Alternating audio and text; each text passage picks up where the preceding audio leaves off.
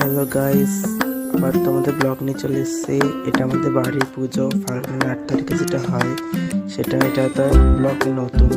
আমরা জল টল ভরে নিয়ে এসেছি। এখন ঠাকুরকে স্নান করে সাজানো গোজানো হয়ে গেছে। এই যে আমাদের ওইটার ঠাকুর, এই যে শান্তিপাতা আমার মা পিঠে করছে,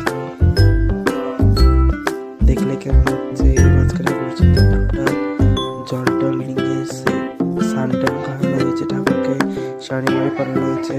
ঠাকুরের শাড়ি এবং ধুতি কেমন হয়েছে আপনারা বলবেন সবাই। ওখানে ছোট্ট একটা গোপাল ঠাকুরও বসে আছে।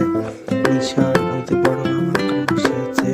তুলসী ওখানে যে একটা সাজানোটা আমি সাজিয়েছি, যে বাবা এই যে শান্তিমা টোপরটা আমি বানিয়েছি। ওটা কিনে এলাম বাবার মাথা, মায়ের মাথাটা এরকম বানিয়েছি। ঠাকুরের টোপরটা কেনা আর ওটা আমি বানিয়েছি। কেমন লাগছে জানাবেন। এটা কেনা, এটা বানানো। যে মাঝখানে প্রসাদ ঠাকুর প্রসাদ দিয়েছে। টাটা আজকের থেকে।